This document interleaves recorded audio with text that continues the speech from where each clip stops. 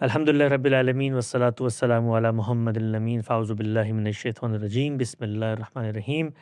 I'm very honored and feel pleased today to host our dear brother Mustafa Akyol, who is very well-known Turkish author, scholar, and he wrote several books. And the purpose of today's event is that we want to introduce his new book, which is recently launched, with the name of No Compulsion in Religion Without Exception, La Iqra Fid Din Bila Istisna.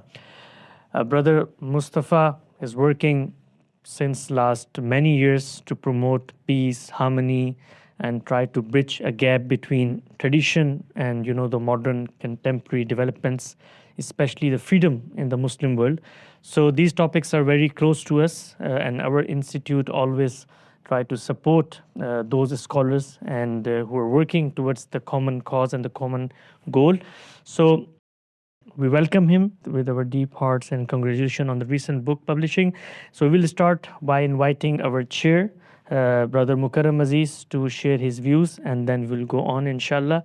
We'll try to give more time to the brother Mustafa, listen to him, and later on, if you have any question, you can ask directly to him. I want to invite Brother Mukarram to share his views. Salam. Bismillah ar-Rahman ar-Rahim. Assalamu alaikum, everyone.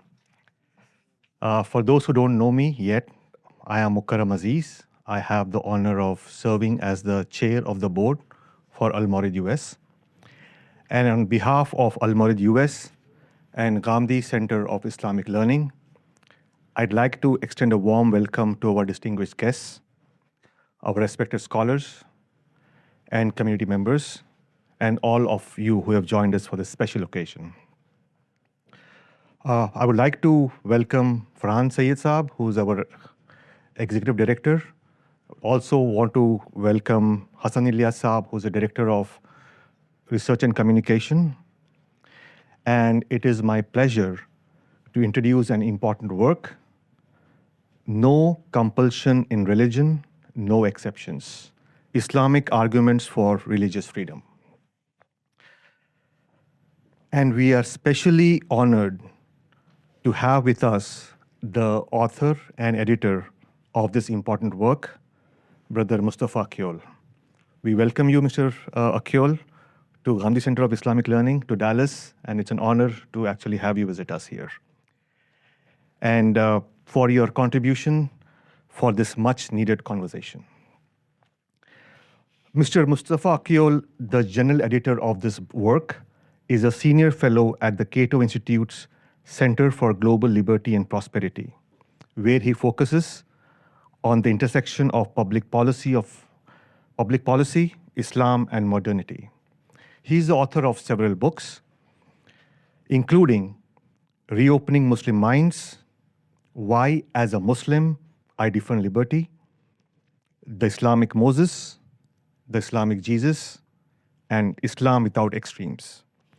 For about a decade, he was contributing opinion writer for the New York Times, covering religion, politics, and the culture in Muslim world, in addition to his career in opinion journalism in his native Turkey and beyond.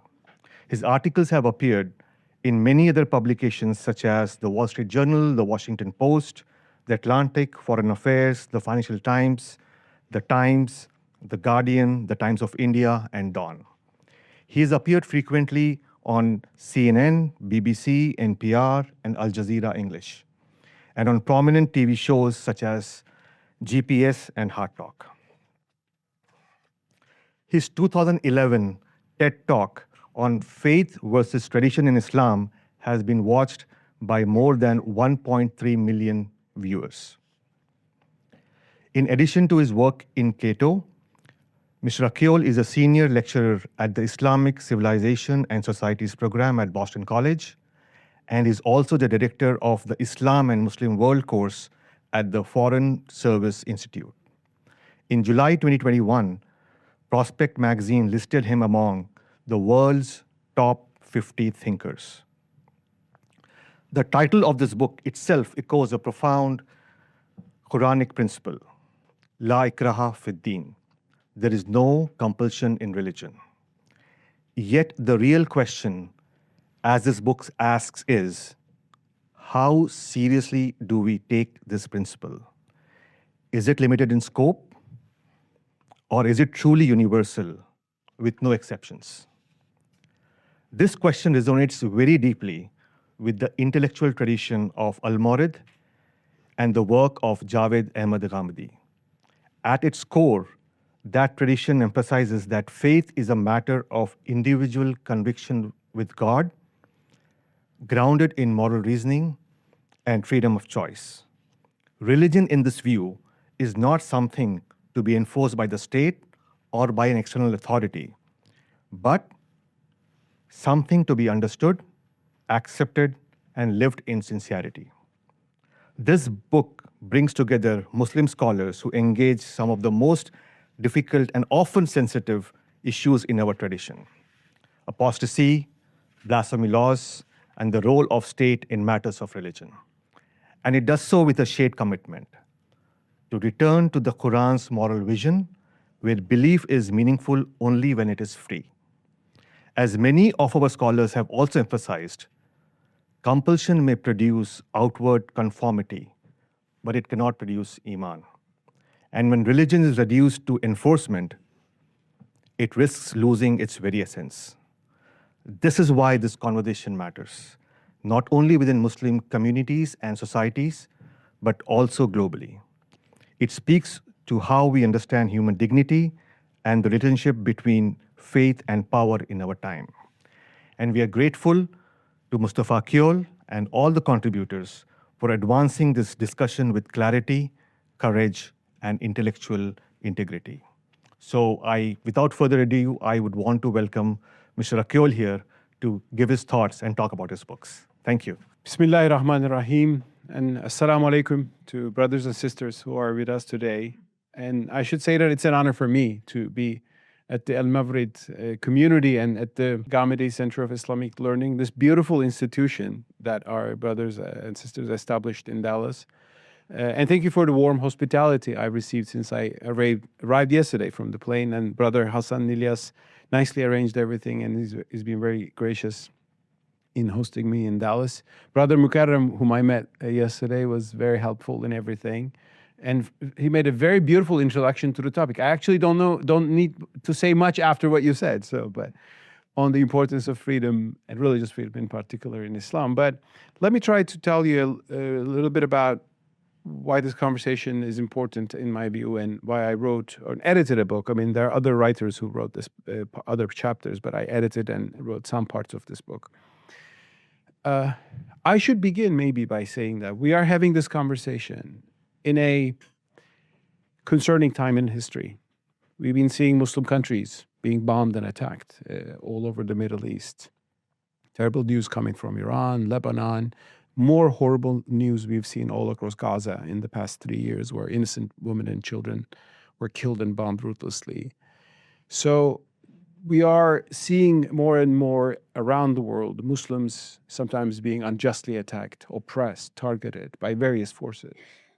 And I've seen this all my life. I mean, I'm old enough to remember the Bosnian genocide in the 90s.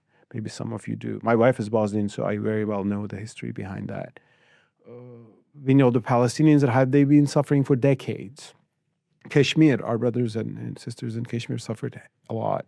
Go East Turkestan, the Uyghurs at the hands of China. So there's much in the world today that make a lot of Muslims say there's something unjust about this world order, about this at least the persecutions that we're facing. And that's right. We deserve a better world order, a better system, a better culture in the world of peace and coexistence. And we have a lot of things to oppose and condemn, and I feel those reactions very much in my heart. But if you'll see a better world, we should ask from other people to treat us justly and fairly.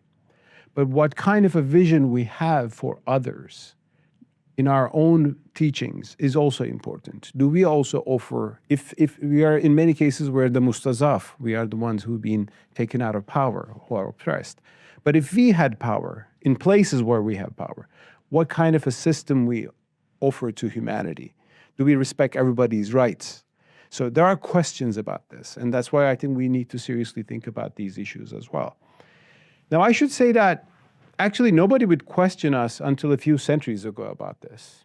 I mean, if you go back to 1,000 years ago or 500 years ago, there were polemics against Islam in Christian Europe, religious polemics, but nobody criticized Islam for being an intolerant religion or an oppressive religion, because actually we were the most tolerant and open civilization. The best example of that is that minorities in Europe who were persecuted for their beliefs escaped to the lands of Islam to find safety and freedom. Which minorities? Number one, Jews. Jews, Sephardic Jews in Spain, were forced to convert to Christianity or leave the peninsula. And they escaped all around. The luckiest ones turned out to be they came to the Ottoman Empire. Istanbul, my hometown, hosted Sephardic minorities since then.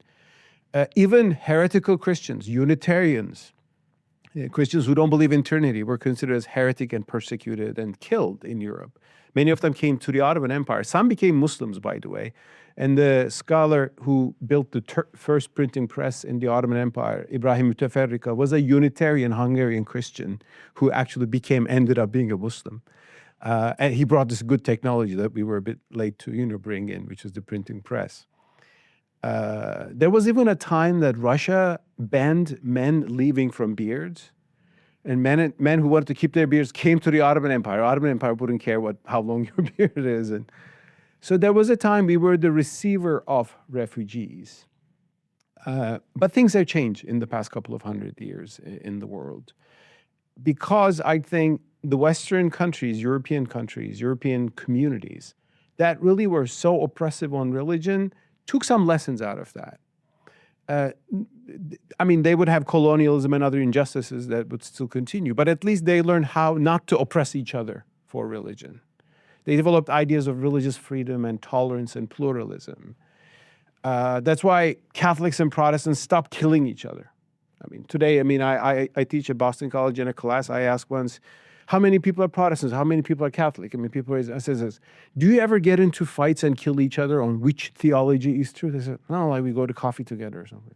Well, your ancestors were doing that in Paris, right? So luckily, Christianity got out of that oppressive phase with a lot of thinking in their own, their religious thinking.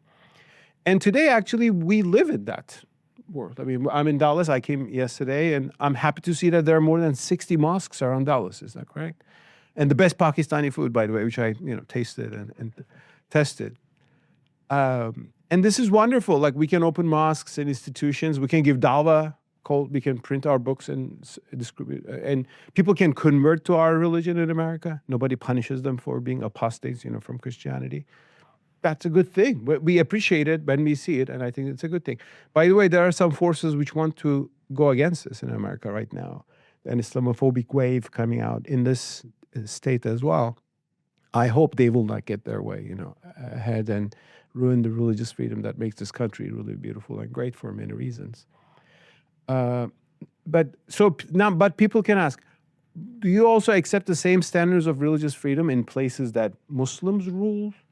Like, would Taliban accept the same, standards of religious freedom? They wouldn't, and they would quote this, fatwa and this text and this book of fiqh and jurisprudence and so on and so forth. And so I think we do.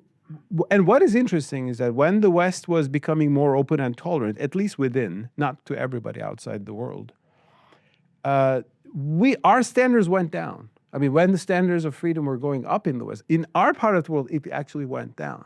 I mean, in the Ottoman Empire, I always tell people, my hometown, Istanbul, in the year 1900, like 26 years ago, 1/3 of Istanbul's population was non-Muslim. It was either Armenian, Greek, or Jewish. They were part of the Ottoman Empire. The Ottoman Empire was not a Muslim state. It was a multi-religious state. And they were represented in the Ottoman parliament as elected MPs. Not in that year, but a little later, after 1908. Today, Istanbul is 99% Muslim. Maybe not all Muslims who count as Muslims are that Muslim, but that's another question. But It happened actually out of nationalism. Like we lost to pluralism like we had in the Ottoman Empire. So our standards went down and some standards went up in different parts of the world. Thank you. I appreciate it. That's great. It's good to once in a while to remind us that, stay, yes, it's religious freedom. Exactly, brother. Masha. Continue, alhamdulillah. Great. So I've been struggling with this for actually a long time, and I'm learning from scholars who actually have written on this. And one of them, I'm honored to be in his presence today, is Ghamidi Sahib. He's written beautiful texts and gave powerful sermons, and I learned a lot from his writings, as well as from other great scholars from Pakistan. I mean, many people are from Pakistan, I think, today. And in Turkey, we have theological traditions in the Islamic world too, so especially on this issue of freedom. And one thing, when I entered here, I saw the portraits of these great Islamic scholars, right? Imam Shafi, Imam Ghazali, Imam Bukhari, you see them, Ibn Taymiyyah, and like great giants. None of them could imagine a center of Islamic learning in Dallas, in a country that is non-majority, Muslim non-majority, Muslim, it's not Muslim, the majority is not Muslim, right? In a country that's not governed by the Sharia, in a country where the ruler is not a caliph or an emir, al-mu'minin, the republic, well, what is that? Nobody had heard about that. So actually they thought that Muslims are only safe under an Islamic state ruled by the Sharia in the Dar al-Islam. And they saw the other side as the darkness, and oppressive places. And they were very right. Because what is the alternative if you're Imam Ghazali or Ibn Taymiyyah? The Mongols come from the east and slaughter millions of your people. And then the Crusaders, they come from the west and they slaughter hundreds of thousands of your people and they kill and plunder. They didn't believe in religious freedom, right? So they imagine a certain way of thinking about the world. Now, we are not in that world. Alhamdulillah, there are other problems today, but there are other warmongers today, but at least we're not in that world. So that's why we can be in a place called a republic that is not governed by Islamic laws, but we can still find them as just laws and under which we can find religious freedom. That's why by today, we should preserve our tradition and respect it. But if we only repeat what our scholars wrote about these things 1,000 years ago, we won't be matching today's reality. If they were living today, probably they would think differently than what they thought back then on some issues, right? So today, I think on issues about how we deal with the other, with the non-Muslim, with the Christian, and with the so-called infidels, and so on and so forth, because they lived in a world of war and ultimate, and only Muslims could be secure if they were governed by Islamic law. Now, so on this religious freedom issue, does our religion, offer religious freedom? Does it have grounds for religious freedom? Definitely. And one of them, the most interesting one actually maybe, which has become a slogan around the world, is the verse in Surah Al-Baqarah, verse 256, which begins by saying, La ikraha fid din, right? There is no compulsion in religion. Now, this verse was not noticed that much and emphasized that much by our traditional scholars. If you look at traditional tafsirs, you will actually see that some scholars consider this verse as abrogated by other verses. Which verse abrogated it?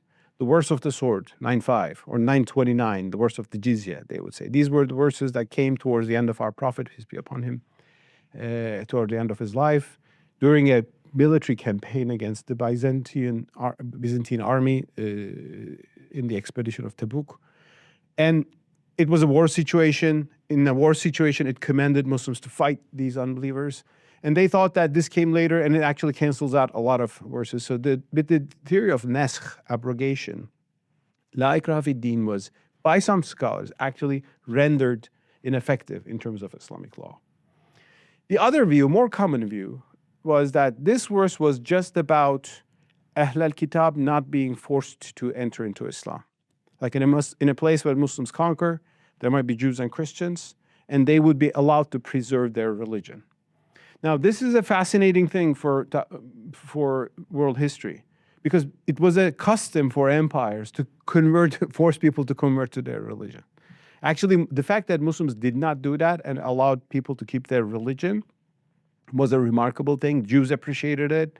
That's why they migrated to lands of Islam, or Jews welcomed Islamic conquests in the early centuries. When Muslims conquered Spain, for example, Jews actively supported Islamic conquest because they were suffering a lot under the Visigothic Christian state in kingdom. But interestingly, our scholars said, this is just about that. They didn't want to bring no compulsion religion into discussions about Islam. Like, should a Muslim be forced to do his daily prayers? Our traditional scholars, some of them said, yes, giving up the daily prayers, namaz or salah, is a fard in Islam. Yes, that is. And people should be forced to do it if they don't do so.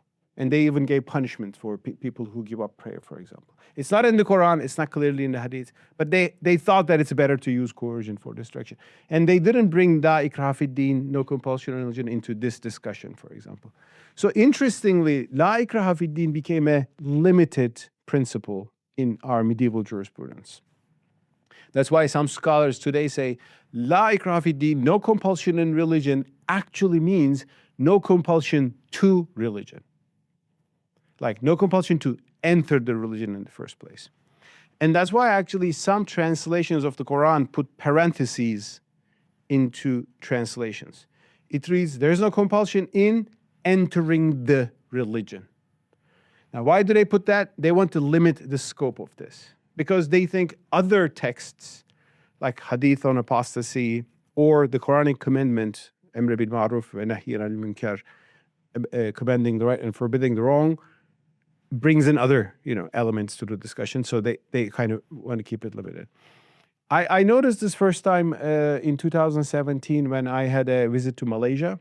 Is anybody from Malaysia here, or anybody lived in Malaysia? Brother Hassan lived in Malaysia. Yeah, beautiful country, beautiful, wonderful people. But Malaysia has a religious police institution called Javed. And my friends in Malaysia who had translated my book into Malay, they invited me to give talks in Malaysia about the apostasy issue, which I will discuss today. And they said, we created this beautiful set up events for you and come and talk. And I went there. And in the second event was on apostasy. And I gave a short lecture of what I will more briefly say today. And I said, we Muslims don't need apostasy laws because religion is a matter of sincere belief. It cannot be policed, right? At the end, religious police arrested me. They said, you said religion cannot be policed. That's our job.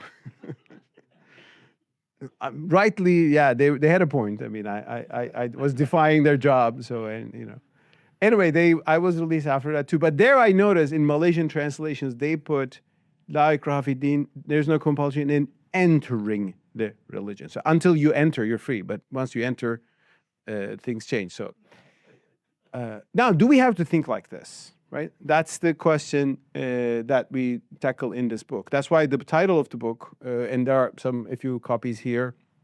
You can also buy No Compulsion in Religion, No Exceptions on Amazon. You can freely download the PDF of it at the Cato Institute website. That's where I work. We can share with you links as well. We're giving it freely as a PDF. And that's the title is No Compulsion in Religion, No Exceptions. We're saying we should take this principle as a broader principle, not just, people for Ahl Kitab to stay outside of Islam. Now, how do we say this? First of all, the very grammatical structure of the verse is very absolute in its statements. La ikraha fi din is as absolute as La ilaha illallah. It's the same composition. It's actually, the verse grammatically itself doesn't speak of a limited compulsion. It speaks of a broad compulsion and negates it categorically. Also, we know that in early Islam, from the Asbab al-Nuzul, or the occasions of revelation literature, this verse was revealed at a time in Medina, not in Mecca, but in Medina, when Muslims actually wanted to convert their own children who had become Jews or Christians. There are two narrations about that, back to Islam. And the verse came and said, La ikraha fi din. So actually, it was not compulsion it would be compulsion for Islam itself. It's amazing that the Quran said no to that. So it was not just to protect Muslims from coercion or any persecution. It was actually protecting those non-Muslims from Muslims forcing them to Islam. So in that sense, it's a clear proclamation of religious freedom. But if you take this, what about other issues? What about apostasy? Okay, we won't force you to enter Islam, but if you enter into Islam and somebody changed his mind, or somebody became influenced by Christianity or lost his faith, that's called ridda or apostasy, and it's considered as a crime punishable by death. And it is in the laws of some dozen Muslim majority countries today. That include Afghanistan, Saudi Arabia, Gulf countries, Yemen, Mauritania. And in Malaysia, they don't execute apostates, so they're mild on that, but they have rehabilitation centers sometimes where apostates are sent to correct them. Now, that's why we have a chapter on this. And the chapter is written by Professor Abul Said, so it's his chapter, but I work with him closely. I support his arguments, and he can himself tell you more. Maybe you can host him, inshallah, someday here. But very briefly, first of all, the ban on apostasy has no basis in the Quran. There's no commandment in the Quran about punishing apostates. Quite the contrary, there are verses which seem to proclaim religious freedom, as I said, no compulsion in religion. A verse in Surah Al-Kahf, which says, the truth is from your Lord, let anyone who want to believe it, believe it. Let anyone who want to disbelieve it, disbelieve it. The verse then threatens unbelievers with punishment in afterlife, which is the typical Quranic stance on things. The Quran says God created us in this world, which is a world of test. And we are called to believe. But if we disbelieve and if we are sinners, God will punish us in the afterlife. But people can have their religious tests in this world and fail or succeed in this test. So the very idea of freedom comes with an accountability, but an accountability that will be actually managed by God himself in the afterlife. And we don't always have the right to intervene in that, although many times, sometimes people wanted to intervene. That is one argument. Second, in the Quran, there are actually punishments of apostasy in the Quran. But those who do that are not Muslims. They are the non-Muslims. What do I mean by that? There are cases in the Quran where somebody changes his religion and his society punishes him so that he comes back to the religion. Surah Al-Kahf, look at the youths in the cave. These youngsters denied the pagan society of their religion, and they had to escape from society because they say, as we read in the Quran, if they find you, they will kill you or make them return to back their religion. So they were guilty of apostasy for that religion. But the Quran protects them from that aggression. Or the Pharaoh, when his sorcerers believe in Moses, saying, we believe in the God of Moses, he says, how can you believe them? I will cut your hands and I'll punish you for that. So interestingly, when you look at the Quran, or Surah Al-Buruj, some people are thrown into fire for what they believe. So punishing people for what they sincerely believe is not an Islamic value at all in the Quran. It's actually what other people do to us. And we know that from the Meccan stories as well, right? So if there's no basis in the Quran, how did the apostasy ruling emerge in Islam? Two things. First of all, there were the Ridda, so-called Ridda wars under Caliph Abu Bakr, the first, radiallahu anh, the first Caliph of Islam. There were rebellious tribes who had given allegiance to Medina, and then after the Prophet's death, they said, we are independent, we're not following you, and he launched a war against them, and this was later used as a justification for apostasy. But as Dr. Abul Said shows, this was not about Islam. This was about paying taxes to the state. Some of the tribes were actually Muslim, but just said, we're not independent of the state. We are now independent of the state. So it was a political issue. It was a political issue of survival of the Muslim state. And today, if you don't pay taxes still, governments will not be still happy with you. Try that in the US, you'll get a letter from IRS. And if you don't, it will go on and on. Or try to break from this country, countries will not allow that. So that's a political thing. It's a part of it. It was not a religious issue. So he calls it a matter of taxation, but not a matter of apostasy. The other important source, of course, are two hadiths that are attributed to our Prophet Muhammad, reported from him in Sahih al-Bukhari and other sources. And the clearest of them says, whomever changes his religion, kill him. And that's very clear. And the other hadith is, it says, a Muslim can be killed just for three things: killing somebody, murdering a Muslim, adultery, or changing his religion and leaving the community, right? Which is also sounds like apostasy. But interestingly, there's another version of the second hadith, which instead of saying changing his religion and leaving the community, it says waging war against God and his messenger. Wait a minute, there are two different narrations, same hadith. In one says leaving his religion, changing community, and it says waging war God and his messenger. Well, the second one is speaking of some military assault against first Muslims. From that, Dr. Said says, these hadiths could be speaking about, and you know, hadiths are never as accurate as Quran in the way they're recorded and transmitted to us, right? I mean, we could be a little bit cautious about their wording. These hadiths are maybe speaking about a moment when some apostates left Islam, but just didn't stay there as a peaceful religious community or individuals. Then they attacked Muslims. So they were actually betrayers of the community. They were treasonous, dangerous elements. Which brings us to the whole idea that in Islam, what is actually commended, punished there, was violent aggression against the Muslim community, which will be punished in any legal system, right? So Dr. Said explains the apostasy hadith from that perspective and emphasizes that the Quran should rule over the hadith literature and not the vice versa, as it's a issue. Quran should have primacy, so therefore we should understand hadith in the light of the Quran. Finally, also rationally, you can't make people believe in Islam if they don't believe in it anymore by threats. I mean, the standard rule is give them 3 days so they think and recant and come back. Well, even if he does, probably that would be a hypocrite, right? To say that I'm back into Islam because you threaten him, that's not going to produce genuine faith. And Muslims don't need apostasy laws to stay in Islam. I mean, I come from Turkey. There's no apostasy law for 100 years. Actually, people are still Muslim. I mean, maybe a few people converted to other religions, but we believe in Islam because we sincerely believe we don't need a government to monitor and police us. So with those arguments, we make the case that apostasy laws are not necessary and they should be abolished. If anything, they actually sometimes cause more apostasy because it leads questions about Islam's, moral stance on things.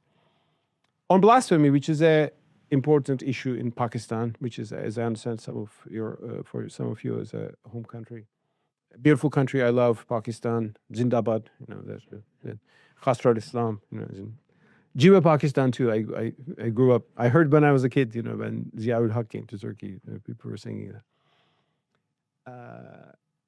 Now, blasphemy issue has become a major, of course, crisis in Pakistan, and a lot of innocent people have been targeted on streets, and there are some groups who want to do this and think that that's how they serve Islam. We have a chapter on that. Again, there's no basis for punishing blasphemy in the Quran. Actually, also, Quran tells us what to do if we face blasphemy. The most, I think, clear verse on this is Surah An-Nisa 140. It says, when you hear a group of people mocking God's verses, imagine when you're mocking Medina, some people this is a Nisa, Medinan verse. People are sitting there making mockery of the Quran and all that. It says, when you see those people, do not sit with them unless they engage in a different discourse. It doesn't say go kill them.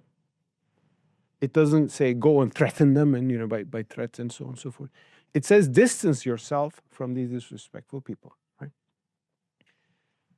There are other verses in the Quran that tell Muslims to be patient and dignified in the face of ugly words, which they heard from the pagans and some people from the people of the book. It was in the vicinity, especially Medina.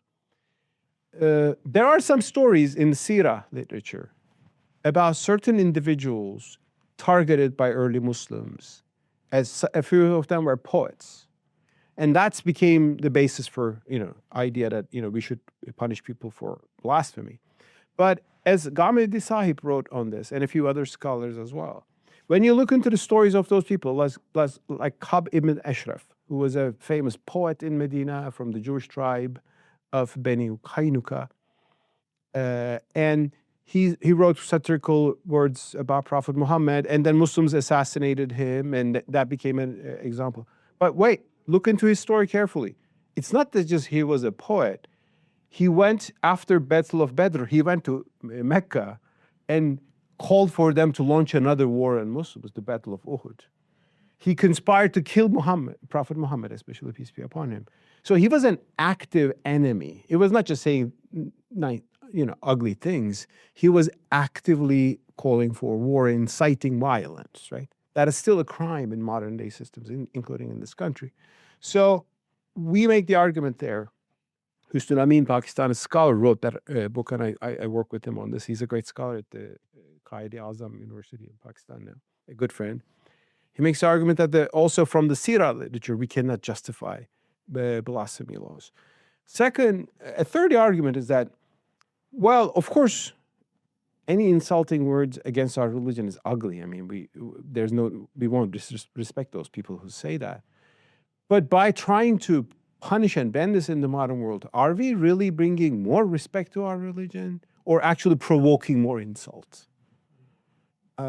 I think the second is the case. I mean, we've seen these in some incidents in Europe. There were actually, European Muslims are getting the lesson, I think, more and more. There were terrible cases in Sweden where Islamophobic, fascist, far-right man burned copies of the Quran, na'uzubillah, right?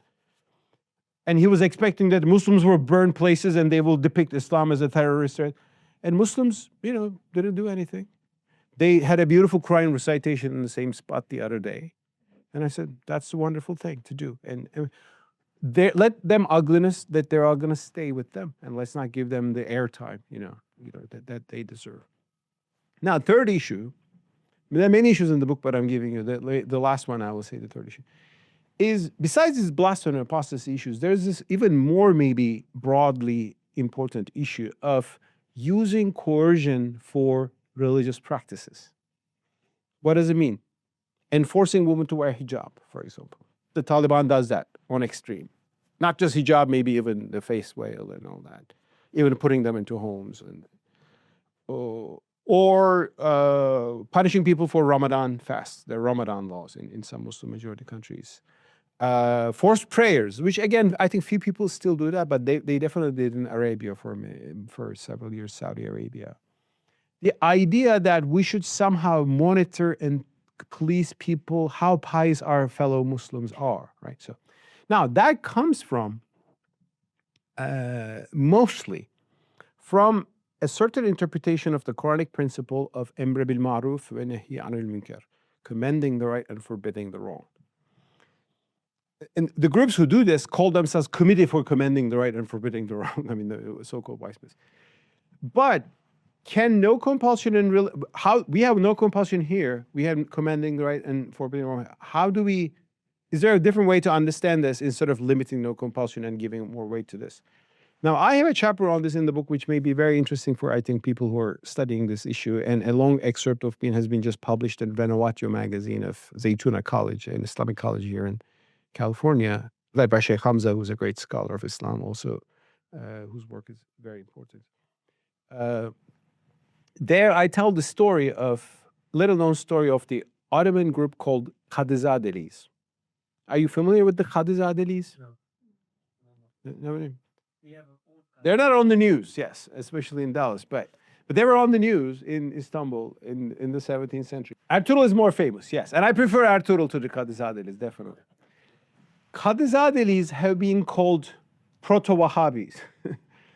Wahhabis emerged in the 18th century in Najd, center of Arabia, and as a revolt against the Ottoman Empire. They thought Turks have become kafir by becoming Sufi and all that, so they launched a violent war on Turks and Shiites too, definitely. So Qadizadelis were a group in 1600s in the Ottoman Empire, 1630s, from 1630s towards the end of that century. They were very influential. And they came at a time when the Ottoman Empire started to feel its weakness against the European powers. The century before, the magnificent century, Kanuni, Sultan Süleyman going all the way to Vienna, conquering places. Ottomans are the superpower of the world. But in the 16th century, Ottomans started to lose some battles. A lot of internal problems came up, some rebellions.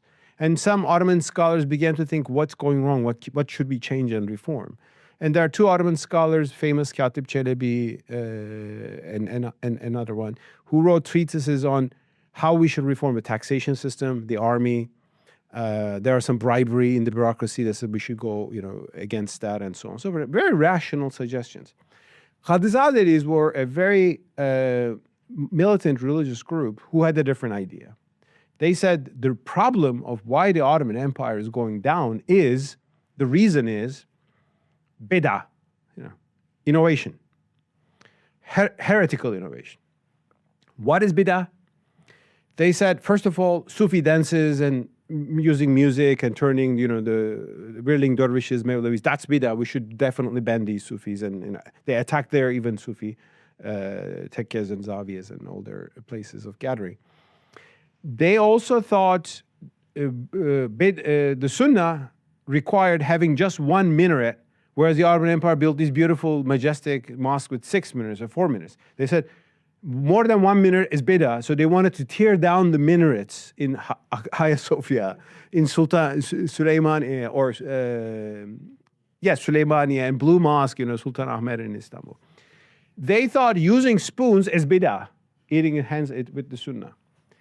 So they believe anything after the Prophet's time, that is even a technical change, is bid'ah.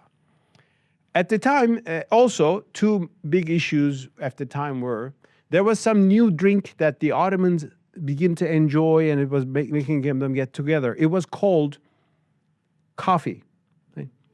Now we drink every day, right? No. It was a new thing. It was known, it comes from Ethiopia, and it was known in Yemen for a long time, but only in the 15th, 16th centuries, coffee becomes a popular drink, first in the Ottoman Empire, and from there it goes to Europe. That's why the word coffee comes from kahve and kahwa, the Arabic and Turkish words. And another thing people were used to is tobacco, smoking tobacco. That had come from the West, conversely. So there were now coffee houses in Istanbul. Men were getting together, drinking coffee, tobacco, chatting, and so on and so forth. They said this is bid'ah, and haram, So they wanted to ban this. And they said, Emr bil Maruf and Nahi anil Munkar. So commending, right? That's our duty. That's God says, let a group among you do that. That's us, right? So they even ultimately convinced Ottoman Sultan Murad IV to adopt this as a policy. So it was banned in the Ottoman Empire, drinking coffee, smoking tobacco, let alone wine. And anyone who would do this would be executed. And this was implemented for several years. People were beheaded for smoking.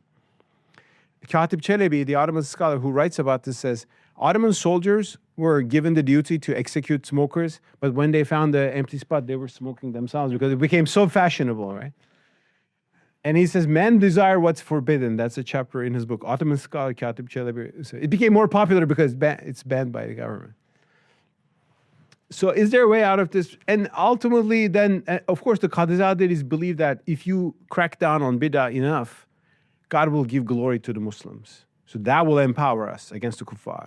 So they dragged the empire into the second siege of Vienna, which turned out to be a terrible disaster, which really fastened the empire's collapse. And because that kind of irrational belief in your, ultimate victory without good planning and rational calculation of the military forces didn't work well. Now, what's interesting is that two Ottoman scholars criticized the Qadizadehis. One is Katip Çelebi that I mentioned, and he makes the argument that you can't change people's habits if people are used to something like that by going after them, you just create chaos in society. The other one is, and that is religiously very interesting, was Abdul Ghani al-Nablusi from Nablus, Palestine, who was living in Damascus at the time. And Damascus was another Qadizadehi stronghold. He wrote a long rebuttal against the Qadizadehis, a work of ilm, scholarship. And there, in one passage, he says, against the Qadizadehis, he says, you can preach what you think as bid'ah and sunnah. But he says, people cannot be forced to comply. And he uses La ikraha fid din verse in that discussion. He also uses the Surah Al-Kahf, the truth is from your Lord, let anyone who want to believe it disbelieve it, let anyone who want to disbelieve.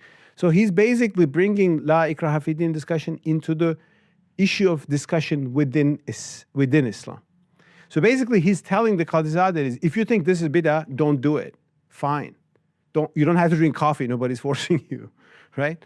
But you cannot punish other Muslims for drinking coffee because they don't agree with you on that. And that's a very rare passage where he actually makes an argument today, what we would call religious freedom in the fullest sense. Not just also entering religion, but also acting in the religion as you believe and nobody else imposing you their version of Islam on that. Which would be a perfect solution to Taliban's Afghanistan today. For example, the Taliban believes music is haram. Now, I don't believe music is haram. Brother Hassan Ilyas says you don't believe music. Most of us maybe don't. It can be noisy sometimes, but that's different. Now, Taliban is certain that music is haram. Now, there's a very good solution to this problem. Good, Taliban should not listen to music. But no, they commend the right and forbidding the wrong by saying, we're going to break your musical instruments. They were breaking cassette players back in the day, in the 80s, and I don't know if everybody remembers those. I mean, there were things called, I tell my students, like, there were things called cassette. There was a thing. Yeah, it's like medieval technology. And now they're breaking violins or things like that. Well, or they think a Muslim woman should not travel alone without a mahram, and they are enforcing that on all society. Well, there are a few hadiths like that indeed, but there's another hadith which says, actually, there will be a time it will be so safe that a Muslim woman will be able to travel from Iraq to Hajj. And based on that, some Muslim scholars said, what the Prophet is speaking here is about security. It was a dangerous environment. Going alone would, make you prey to bandits and stuff like that. So if in a safe environment, Muslim woman can go. Many sisters maybe think like that today. They drive around, I think, in Dallas and wherever. So it should be up to them which interpretation they follow. But no, Taliban makes it a state policy. So Abdul Ghani's arguments against the Qadizadelis shows an interesting example of how we can bring in no compulsion in religion into intra-Islamic issues within Islam. This sect of Islam believes that. Taliban, fine, wear your burqa and everything. I would defend your freedom to do that.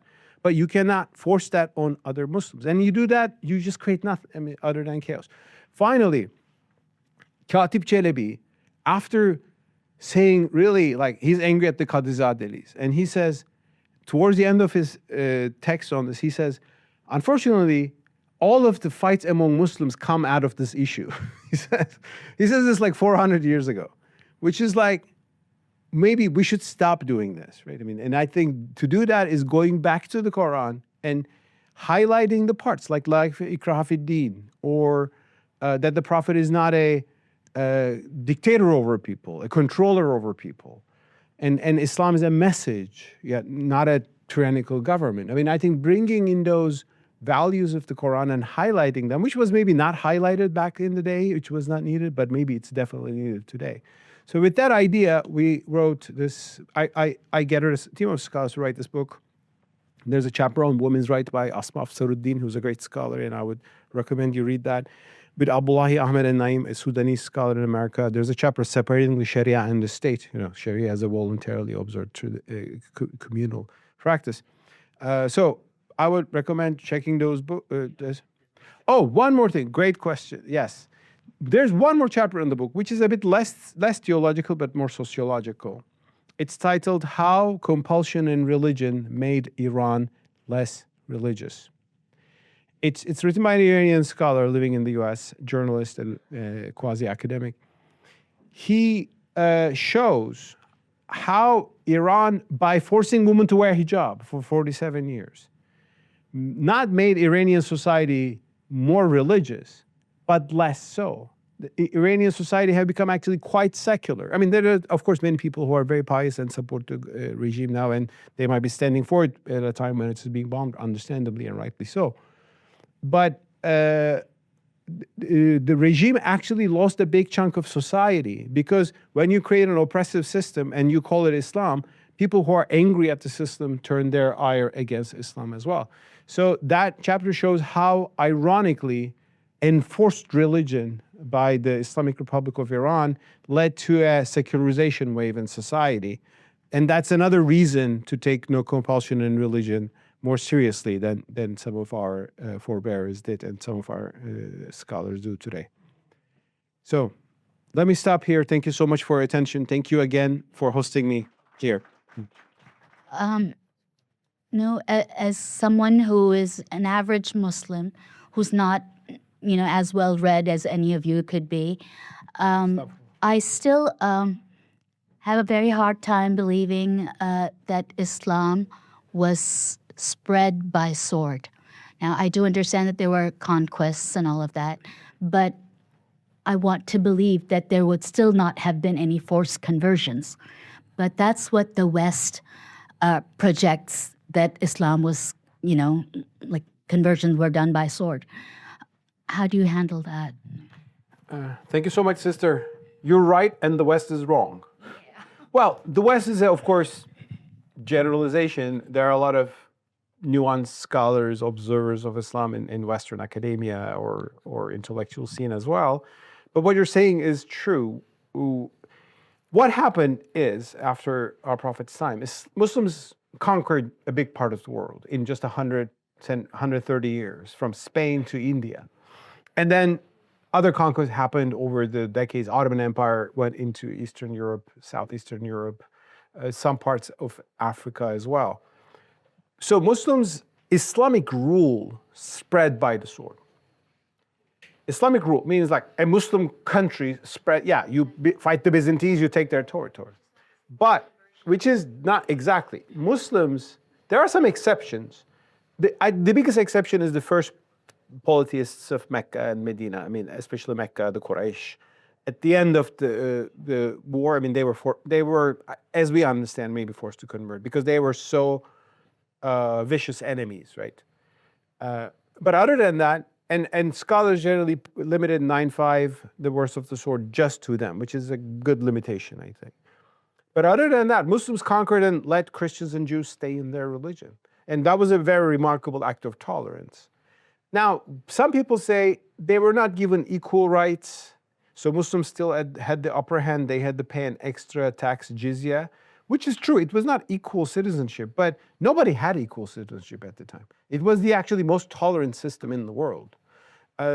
Jewish scholars say this most of the time. That's why Jews preferred this model to other models. Now, one thing to tell people is Jerusalem. Muslims conquered Jerusalem just 5 or 6 years after the passing of our Prophet, under Caliph Umar. Jerusalem was what? A Byzantine Christian city. Christians were scared that Muslims would come and destroy all the churches and put mosques in place. They didn't touch a single church. That's why all the Jerusalemite churches are still there. Church of the Holy Sepulchre. That's where the most sacred church in Christ, they believe Jesus was brought there after crucifixion and all that. And Muslims didn't touch it. Actually, there's a story that Caliph Umar was brought to that church by the patriarch, Sophronius. And the patriarch said, you can pray here. Caliph Umar didn't say, no, I will not. Because if I pray here, Muslim may turn into a mosque. Then he walked out, stepped aside, and prayed in an empty spot. That became the Mosque of Umar, which is a small mosque outside of that church. Then he went there, and Masjid al-Aqsa, Jews and Christians call the Temple Mount, it was full of rubbish. Christians were not giving it any respect. He cleaned it, and he made it a nice, clean space and repaired it. And after that, decades later, Muslims built the Aqsa, Dome of the Rock, which is still there. Inshallah, will be always there. So Muslims didn't force these people. Now, later on, a more dominant attitude came. For example, when the Ottomans conquered Istanbul, they converted Hagia Sophia into mosque. My explanation is that this is not coming from the Quran or the Sunnatic prophetic practice, because we know our Prophet never touched churches, right? There were churches in Najran. He said, actually, do not touch their churches, their crosses and monasteries. This was an imperial policy. Everybody was doing this at the time. I mean, Byzantine Empire was spreading Christianity by sword, actually much more violently, by forcing people. Now, there are some forced conversion occasions. In India, when Muslims first conquered, they were not sure whether the Indians are Ahl al-Kitab, can be treated like Ahl al-Kitab or not. Ultimately, Hanafis were flexible and they extended the protected dhimmi status to them, so they allowed them. But there might be some forced conversions at some point, some people say. But more, I think people in India converted to Islam because it was a way out of the caste system. It was an egalitarian religion as opposed to this terrible system of caste, which is very dehumanizing, right? There's an exceptional period in Spain under the Almohad, Al-Muwahidun. Al-Muwahidun were, if a group comes out and says, I'm the Muwahidun, be a little bit skeptical because they say maybe other Muslims are mushrik. We are all Muwahidun, there's no doubt about that, right? So Al-Muwahidun, they were a little bit fierce group, and they conquered Spain from North Africa, and they canceled the dhimmi status of Jews and Christians. So they forced them to convert into Islam for a period when they ruled. But that was a very exceptional, that's outside of the typical jurisprudence that we have in the Sunni world. Interestingly, Jewish scholar Moses Maimonides escaped from the Almohads. And some people say, you see how Jews were persecuted under Muslims. Well, he escaped from the Almohads, and where did he go? Did he go to Paris or London or Dallas? He went to Egypt, Muslim Egypt, because that was the normal Islamic, and he lived a life there, and his son became the head of the Jewish community in Egypt, in Cairo, Fustat. So there were exceptional cases. Sometimes people highlight those, or sometimes people say, oh, it wasn't equal rights. Well, nobody had equal rights until the modern era. So for its time, it was a tolerant system. And yes, Islamic empires spread by the sword, as empires do. But Islam generally spread by willing conversion of the people. Not in this book, because this book is about specific issue of coercion, but I've written about this in my book, Islam Without Extremes. I've written about this a little bit about in Islamic Moses, how the spread of Islam actually was welcomed by Jews. If you drop me an email, I can send you passages from those books, and you can show it to people who think, Islam is spread by the sword. Yeah. Thank you. Yes, sir. It's an honor to be in your company. Mustafa, it's an honor to be here. My question is, do you find the jurisprudence to be a liability in today's time? And if so, how do we counter what the narration is now by the non-Muslims and even some Muslim scholars who sort of understand what the old jurists have already declared to be the laws or legislation? Jurisprudence, fiqh, and the methodology of it, usul al-fiqh, is vast, it's an accomplishment of the Islamic civilization. It's an incredibly detailed study of Islamic texts and creating rules out of, and not creating, but discovering rules out of that.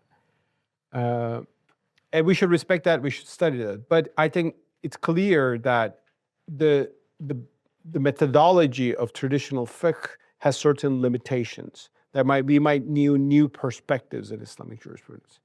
Now, one thing people have said is there was this Hanafi method of istihsan, which was very widely used in the early Hanafi school. And it was about the jurist's ability to see what is right and wrong. It comes from husn, seeing what is ethically beautiful. And there was a discussion about in early Islam whether what is beautiful or ugly ethically can be discovered by reason or not. It actually, some people said yes, and it actually reflects that. So jurists could look into a case and make a decision based on that. So that was a more dynamic, like some people say, like Hashim Kamali says, we should revive that istihsan, reviving istihsan, because the problem is the Quran and the Sunnah, they responded. It's divine revelation, the Quran, and Prophet is divinely guided, right, and his example. But they address things that happen at that time and milieu. Read the Quran, it speaks of something called zihar. Today, ask people in Dallas, do you do zihar? Like someone, what is it?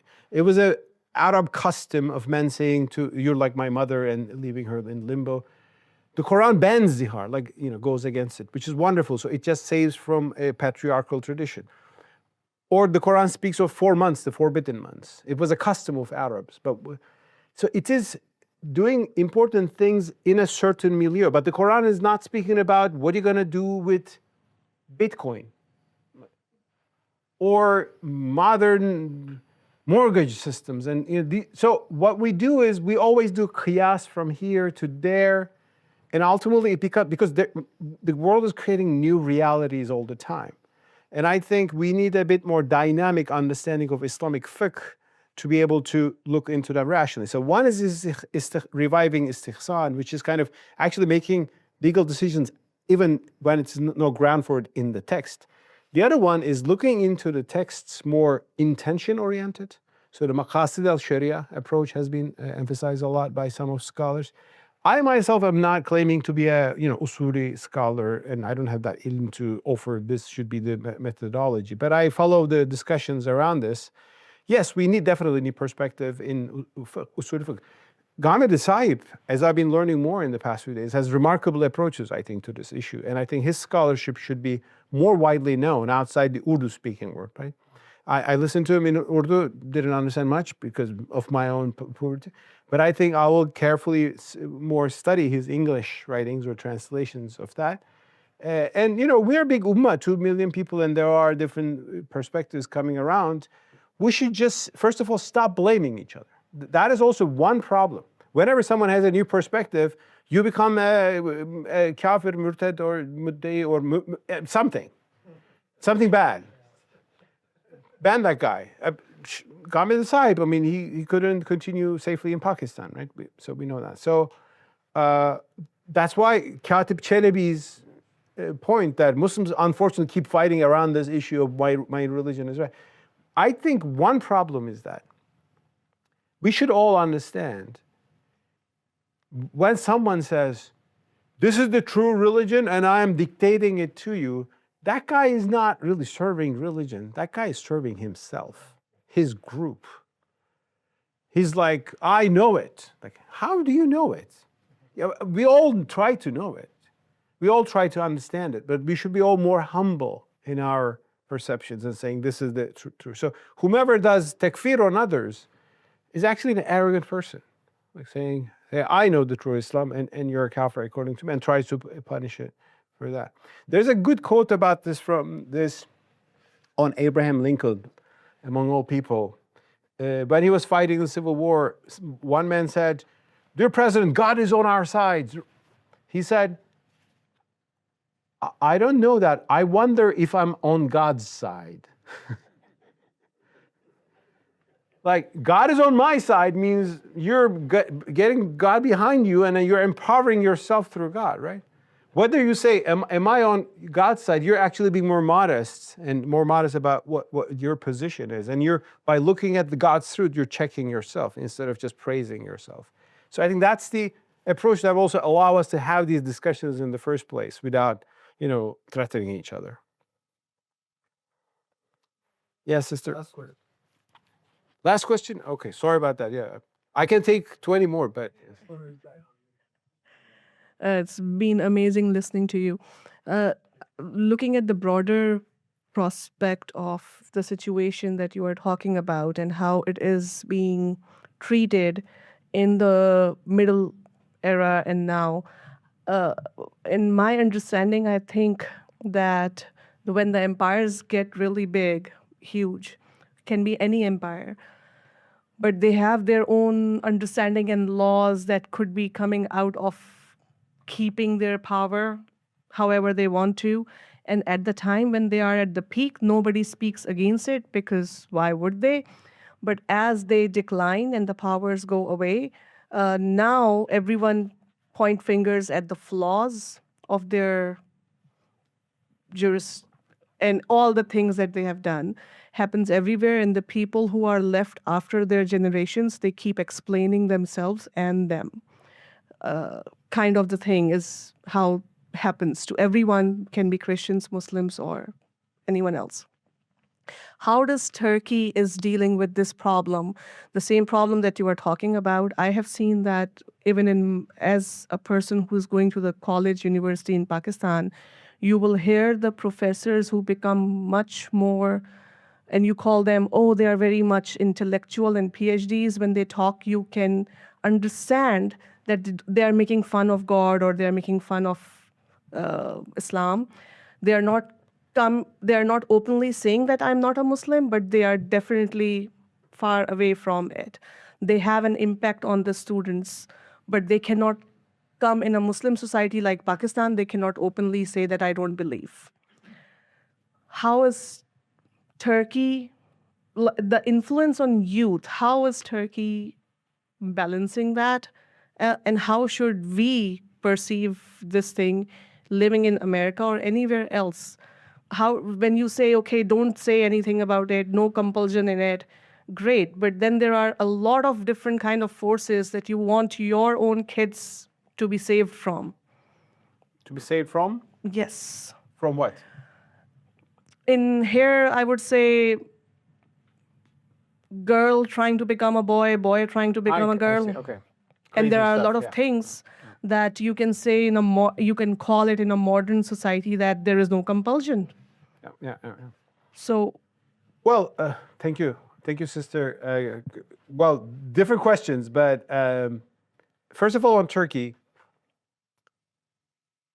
one thing, we Turks are grateful to Pakistanis, Indian Muslims in subcontinent, who sent their gold to support the Turkish resistance against, invading armies during the last years of the Islamic Khilafah, right? So there was a Khilafat movement in India, and that always give me goosebumps. Like they cared about it all the way from, India.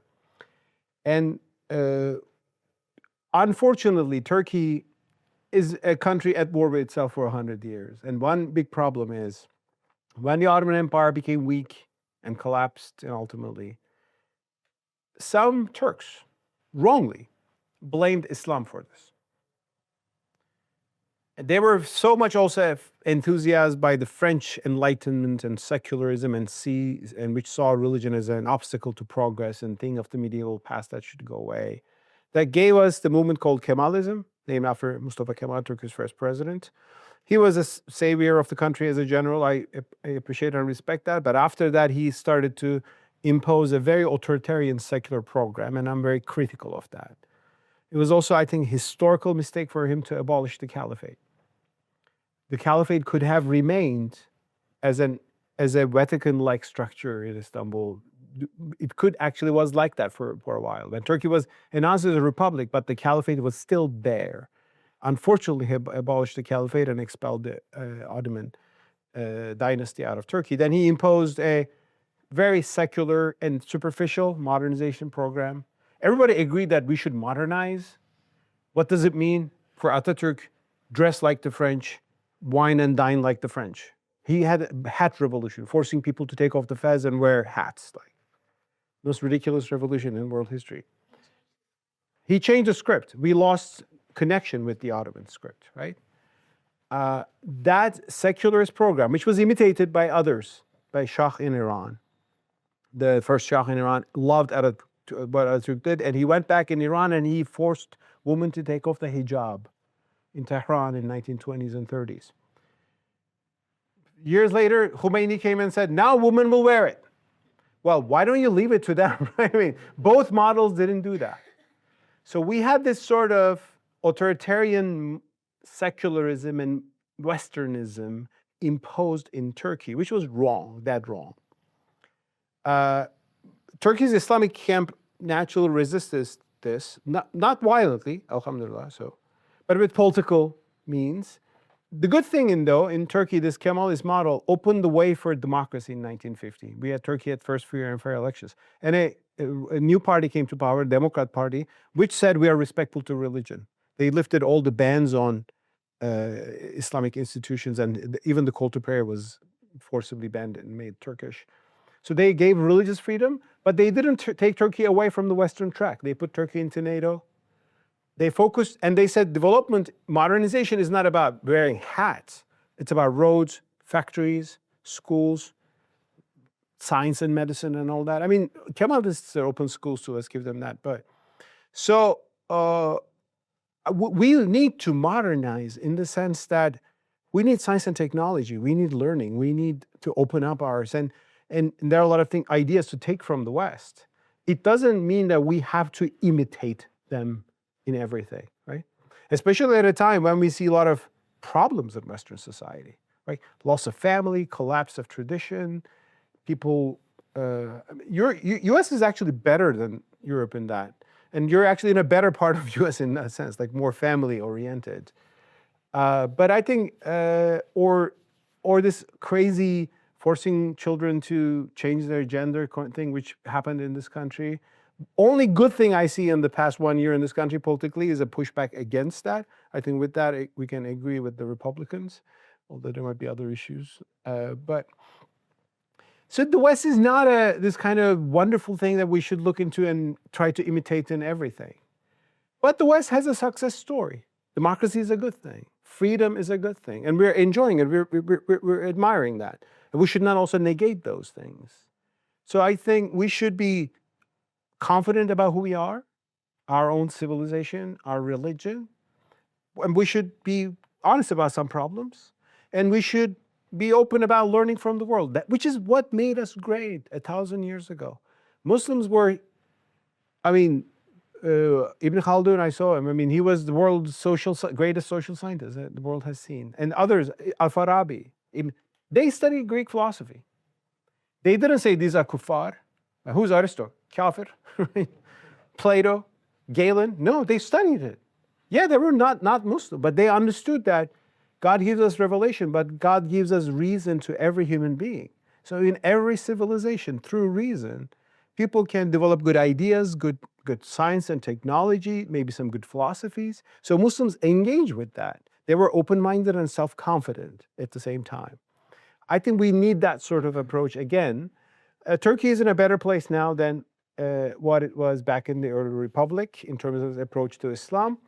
The government turned a little bit intolerant to criticism, so I'm not happy with that. But, and I wrote about that critically. However, I'm glad to see Turkey is standing in history now, standing up to protect the peoples of the Middle East. At a time is very dangerous. I'm glad to see rapprochement between Turkey and Pakistan on many issues. Yeah, we are really one ummah, and I think we should also learn more from each other. I'm glad that I learned a lot from Pakistani scholars, and there are some Turkish scholars whose works would be interesting maybe for others as well. I don't know. So this is what comes to my mind based on your question, man. Thank you. Yeah.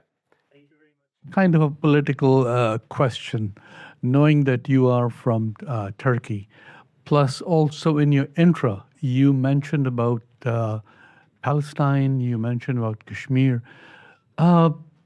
To my curiosity, what was the reason why you omitted Kurdish people? Because they are suffering. They are the people who have no country. They're the people who have no voice. They're divided into Turkey. They're divided into Persia. They're divided into Iraq. They're divided into Iran. Exactly. So, would you comment about their struggle and being a second-class Muslims? Mm-hmm. Thank you. Great question. I didn't omit, the Kurdish people out of, special intention. I'm someone who's being critical of the oppression of Kurds in Turkey. I have a book on that. That was my first book in Turkish. It was in 2005. And you're right that their culture have been oppressed in all of these countries, including Turkey. It's also a product of this secular republic, which is also very ethnically nationalist, as opposed to the Ottoman Empire. Kurds are happy under the Ottoman Empire because the Ottoman Empire was a multicultural, multi-religious entity. Nobody banned their language or disrespected it. In the Republican era, ethnic Turkish nationalism came and provoked Kurdish rebellion. So I've written a lot about. However, there has been a major improvement on that as well. I should say that today, Turkey, first of all, unlike Palestinians in Gaza, in Turkey, Kurds are citizens of Turkey. they're not living behind checkpoints or something like that, or walls. They can live anywhere. They can vote in the parliament. They have full access to government services. In Turkey, you wouldn't know someone is a Kurd or Turk unless you are careful about the accent and so on and so forth. They're citizens. The problem was that their separate language from the common language, national language, was not recognized, honored, rejected. So that at times it was suppressed. But those suppression have been gone. I mean, I think actually under this current government, many reforms have been made. And I'm happy to see Turkey initiated a peace deal with the PKK, the Kurdish separatist group. They're actually now together fine. I mean, the war ended. PKK's leader, Abul, speaking about the brotherhood of Turkish Kurds and Turks. Sorry? 40,000 was the number they will give. 40,000 people dead in the conflict? 40,000 Kurdish people with PKK agreed with the Turkish government to lay arms and be peaceful. Yes, that's true, exactly. And that's a good development. So I think it's a less burning problem now. In Syria, too, there has been a deal with the central government. One thing, not every ethnic group deserves an ethnic state of its own or requires that. Today, I'm against creating a Kurdistan out of Turkey because we don't know where it is. The biggest Kurdish city in Turkey is, do you know which one it is? Istanbul. All the best food restaurants, or just ordinary thing, people are there because a lot of Kurds migrated across Turkey. So I've always opposed creating an independent Kurdistan out of Turkey. I've said, let's make Turkey more Kurdish friendly and more respectful to the diversity of its citizens. Because if you get into that diversity, there are Kurds, there are people with Albanian origin and Bosnian origin. My own origins is Circassian, Cherkess, goes back to the Northern Caucasus. So a lot of ethnicities. So I know there are ethnic issues in Pakistan as well. And I think states that we have today got formed somehow. Let's not further divide them, and which will lead to more bloodshed. Let's just make all of them much more respectful to all its citizens with all their diversities, religious or ethnic. Thank you very much.